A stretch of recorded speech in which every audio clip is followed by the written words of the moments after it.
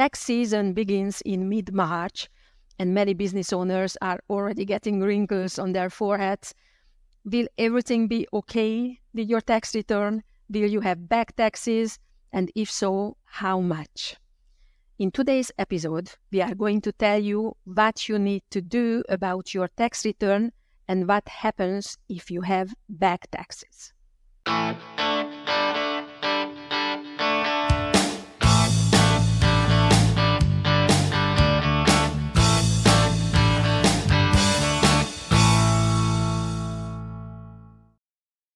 Welcome to the Business Lessons in Denmark podcast. Our podcast gives the answers to your business-related questions that have not been answered yet or things that haven't even crossed your mind.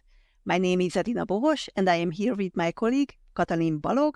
We are owners of Cool Account CPS, a Danish accounting office. Hi Kati, the tax season is approaching. When must the tax return be submitted? The tax agency puts the tax returns into the system in mid-March, and they have to be done by 1st of July. We have already mentioned earlier that when a person has a business that assumes personal contribution, that is a PMV, sole proprietorship, or an ES, then the profit from his business must be included in their personal tax return, together with some other data related to the business. So this is relevant for many business owners. Okay, and what do I have to do as a business owner to make sure that everything goes smoothly with my tax return? As with many other things, the secret lies in proper preparation. Relatively few business owners are able to do their annual tax return themselves. Usually this happens in cooperation with an accountant or tax consultant. But as a business owner, the very first thing you need to do is to ensure that everything is entered into your bookkeeping for the year. So it is important that your accountant receives all the documents and all the necessary data from you so that they can close your accounting as soon as possible. Is an inventory necessary at the end of the year? I know that in my restaurant I have a lot of ingredients in my fridge on the 31st of December, which I will only prepare and sell next year. Oh, yes. If you have a stock of materials or products for sale, you need to do an inventory at the end of the year and send it to your accountant, because this affects your annual costs and thus the taxable profit.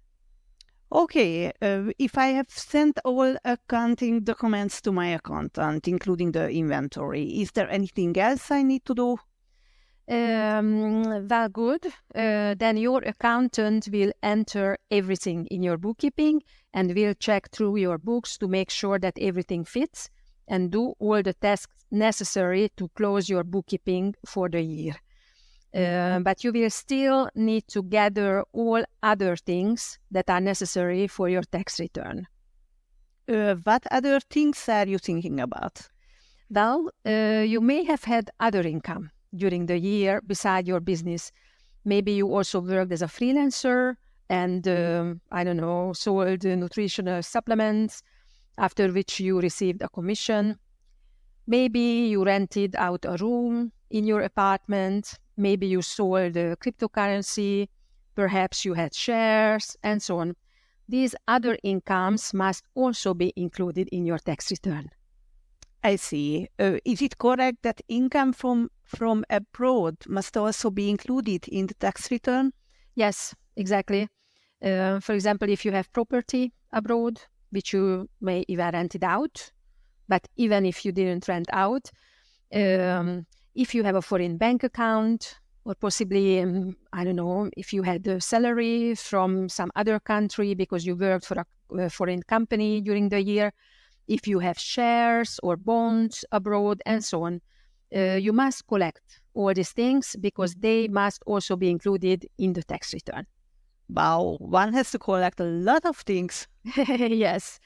This was the income side. but possibly tax pays deductions also apply to you. So the accountant will also need the data related to these. Yes, so then there will be things that will reduce my tax. And are these tax-based deductions? Yeah, exactly. So these things that reduce your tax will be deducted from your tax base. And it is important that you consult with your accountant or tax advisor about this to make sure that nothing is left out. But I can give you a couple of common examples without claiming that this would be all. Yes, please.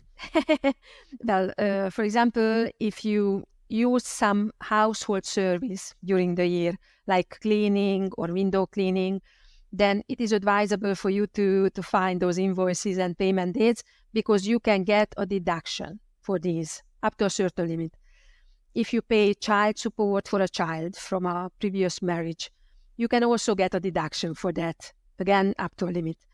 If your activity involves a lot of travel, then you might be able to get a deduction based on the kilometers if you are not using a company car. If you have a loan, you can get a deduction for the paid interest. If the loan is with a Danish bank, then the bank will report the interest to the tax agency.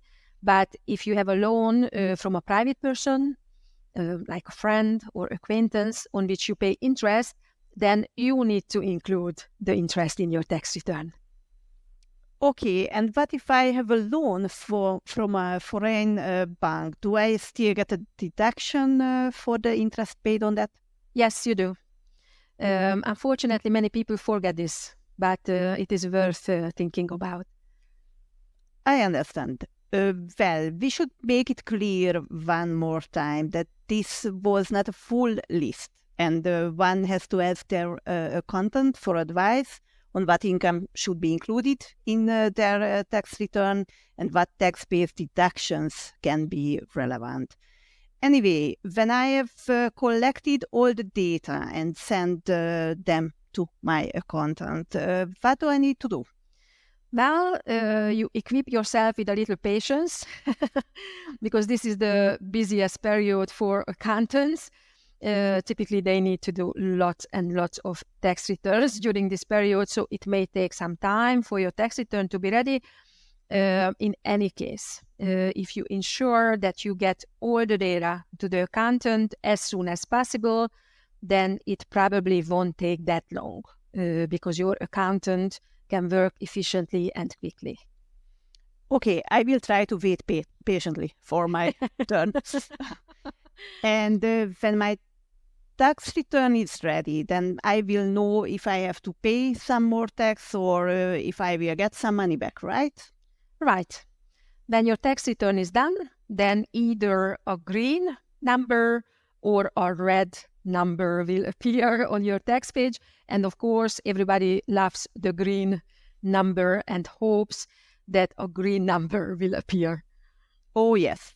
But if the number is red, that means that I unfortunately have some back taxes.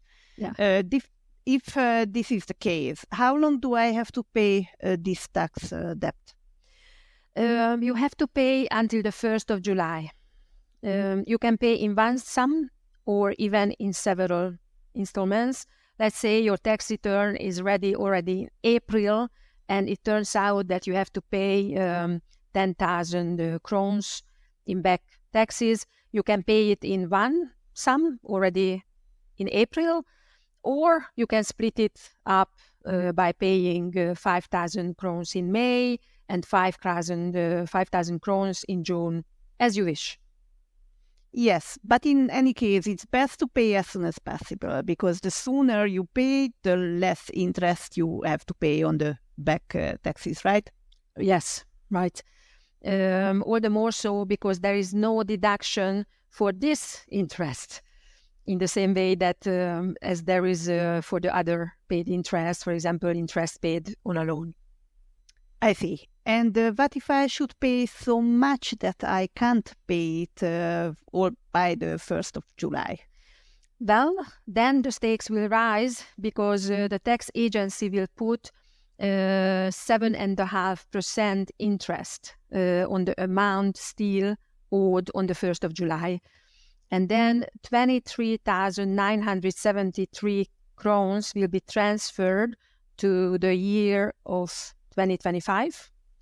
So you will have to pay it there. The remainder will be divided into 3 installments, which will be due in August, September, and October.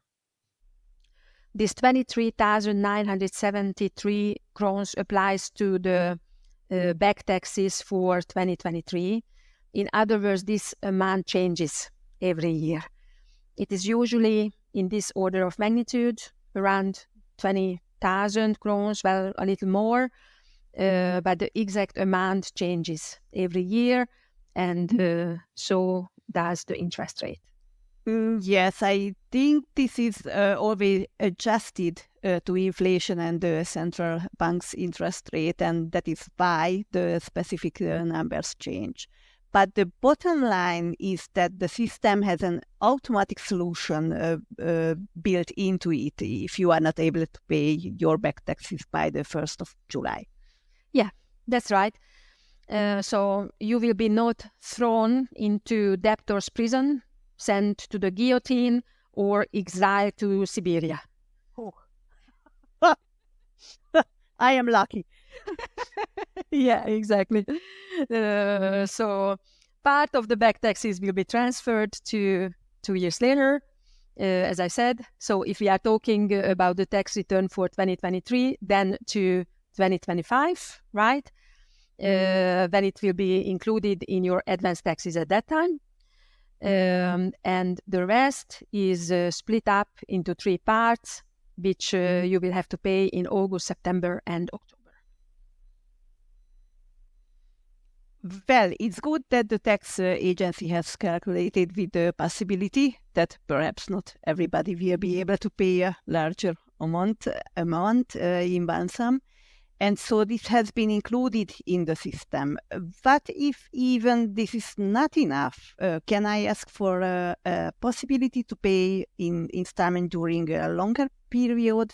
Yes, but then you need to make a separate agreement about this with the tax agency. So you need to contact them and let them know that you would like to pay your back taxes in monthly installments over a longer period of time, let's say 1 year, and so make an agreement with them about this. I understand. It's good to know about these options.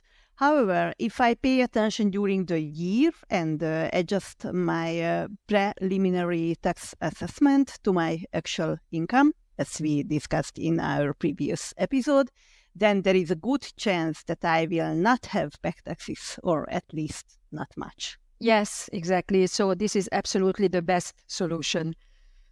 I think we have now prepared our listener for the upcoming tax season well enough, and there is nothing left but to wish for green numbers on the tax return and not red numbers.